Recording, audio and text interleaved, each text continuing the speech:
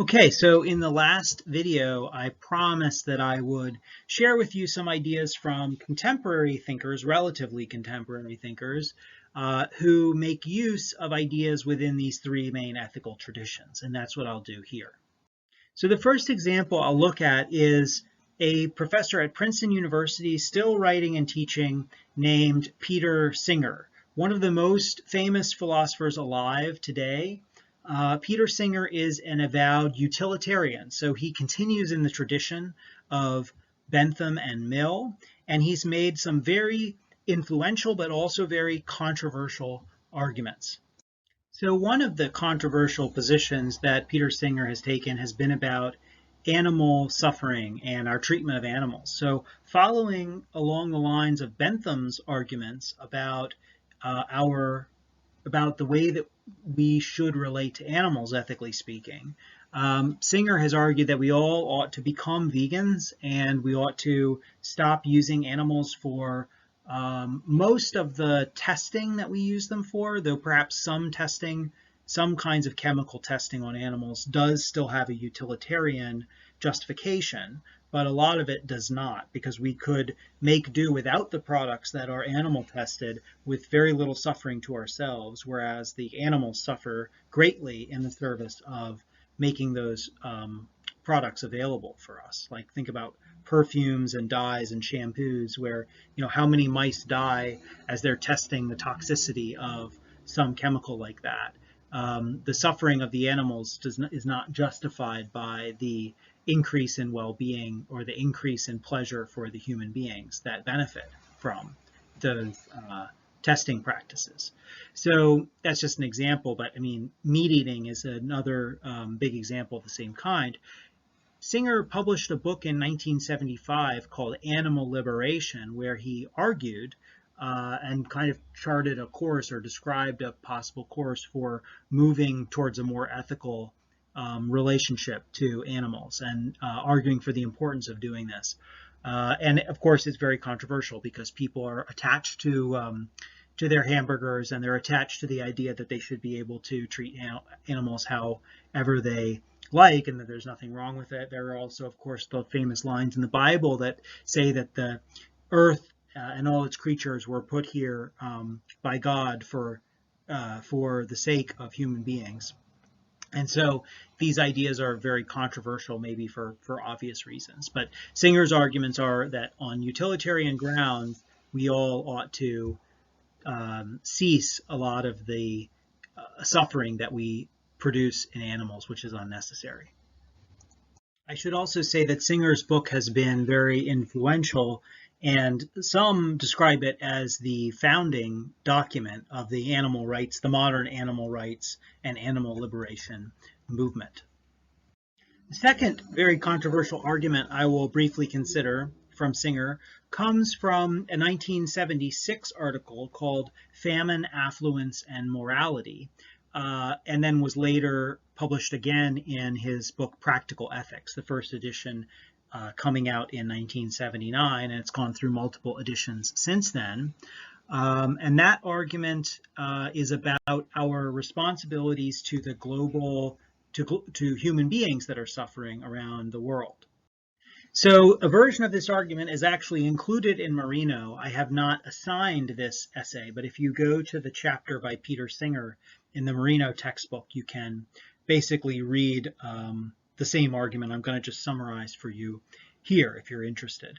I will, of course, not be covering everything in the article, but just some of the main points. And again, this argument is very famous and very controversial. So Singer begins by just pointing out how much poverty there is in the world and how much suffering there is associated with that poverty. So he says, by the most cautious estimates, 400 million people lack the calories, protein, vitamins, and minerals needed for a normally healthy human life. Millions are constantly hungry. Others suffer from deficiency diseases, from infections. Children are worst affected. So if you just imagine starving children, right, and all of the other pain and suffering associated with that for parents, families, malnutrition, horrible diseases that are not treated in time, people die from, people suffer from. So this is 400 million people a year. That's a lot of people and a lot of suffering. So that's the first point that Singer makes, is that there's a lot of suffering going on around the world. And to give more of a picture of this condition of absolute poverty and how common it is, Singer gives some more data points, which are listed here, including an infant mortality rate 8 times higher than that we're, for instance, familiar with in the United States. A life expectancy 1/3 lower. So people live on average only 66% as long as in these conditions of absolute poverty as people do in conditions like those in the United States, and so on. So the World Bank estimates, Singer reports, that 800 million people live in absolute poverty. And I've updated that number here just to give you some context, the total number of people in the world and the number of people in the world in absolute poverty according to contemporary estimates by the World Bank. So it's a little bit under 1/8 of the people in the world, maybe more like 1/10 of the people in the world live in this condition of absolute poverty, but it's 800 million people, or 850 million. That is quite a lot of people. By contrast, Singer describes a condition of absolute affluence, and he says that those who are absolutely affluent are not necessarily affluent, affluent means rich, by comparison with their neighbors, but they are affluent by any reasonable definition of human needs. This means they have more income than they need to provide themselves with the basic necessities of life. After buying food, shelter, clothing, necessary health services, and education, the absolutely affluent are still able to spend money on luxuries. So you think about eating food not just because it's available, but because it tastes good, and having a choice in what kind of food you eat. You can think about buying clothes to look fashionable, not just to be warm. You can think about entertainment. You can think about books, records, TV, and travel. So these are things that people in absolutely affluent countries can enjoy that people in conditions of absolute poverty cannot enjoy, because they haven't even met the basic necessities of life. And then Singer argues that the problem that creates absolute poverty is not lack of resources. It's not that there isn't enough to go around. Enough food is produced to feed everyone in the world. That's not the issue. The issue is that it is not distributed to people who desperately need it. And Singer then goes on also to report on the amount of resources that currently very affluent countries devote to the well-being of people in conditions of absolute poverty. And surprisingly, the numbers are extraordinarily low. And so OPEC, these are the countries, mostly countries in the Middle East that produce a lot of oil, like Saudi Arabia and United Arab Emirates. They give actually a comparatively high percentage of their GNP to alleviating absolute poverty. But Sweden, Netherlands, and Norway all give less than 1% of their GNP, that is their gross national product, or the total wealth of the country. Britain gives even less. And if you compare that to how much of the gross national product of Britain goes to, for instance, alcohol or tobacco, it's astonishing, right? So 5%, more than 5% of the wealth of Great Britain goes towards alcohol, whereas less than 0.5% goes to alleviating absolute poverty around the world. Germany is 0.27%, even less. The United States, 0.22%, even less than that. And Japan, even less than that. So you see here that where Singer is going is that it's kind of astonishing how little people who enjoy absolute affluence are currently doing to alleviate the terrible, terrible suffering of those who are in conditions of absolute poverty. Now, at this point, if Singer were only arguing with utilitarians, in other words, if his audience was just people who already agreed with utilitarianism, then he could probably just appeal to the principle of utility, and that would be enough to convince people that they and the countries that they're a part of, if they and the countries that they're a part of are generally absolutely affluent, that they ought to give a whole lot more to the alleviation of absolute poverty than they currently are. And one way to run the calculation, if you follow a Bentham-style principle of utility, is just to say that we ought to give our resources, if we're absolutely affluent, we ought to give our resources to those in conditions of absolute poverty. Just keep giving until the last dollar that we give hurts us as much as it helps the person that we're giving it to.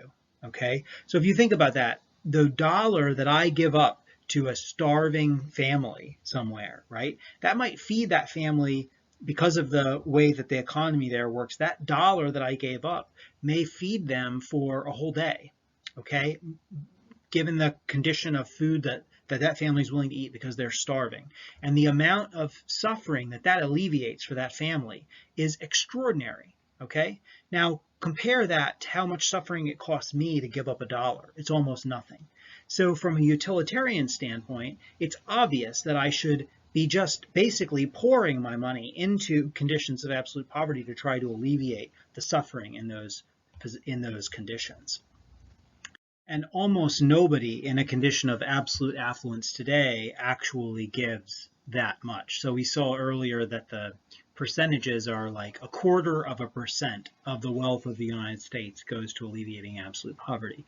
So if this argument is correct and accepted, then I don't know whether it should be 15% or 20% of the resources of the United States, or 15 or 20% of the resources of any one of us, maybe even more, maybe 50% of our resources ought to be given. We ought to give them to the alleviation of absolute poverty, since that would be a way, or that would be what the principle of utility would recommend. Okay, so Singer, as I say, Singer could have made this argument, but he actually makes the argument in a more general way, because he's not just arguing with utilitarians. It's true that this is what a utilitarian should believe, at least on the face of it, but he makes the argument in a slightly different way.